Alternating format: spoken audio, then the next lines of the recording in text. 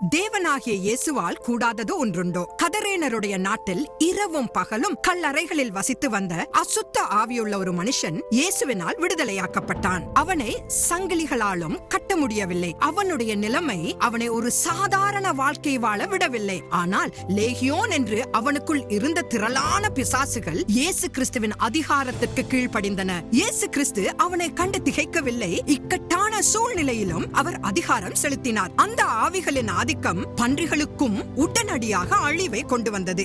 எவராலும் செய்ய முடியாத ஒரு மீட்பை இயேசு கிறிஸ்து அந்த மனிதனுக்கு செய்தார். பின்பு அவன் வஸ்திரம் தரித்து சுய புத்தி உள்ளவனாய் உட்கார்ந்திருந்தான் என்று மாற்கு 5:15 கூறுகிறது. இன்றும் இயேசு கிறிஸ்துவினால் கூடாதது ஒன்றுமில்லை.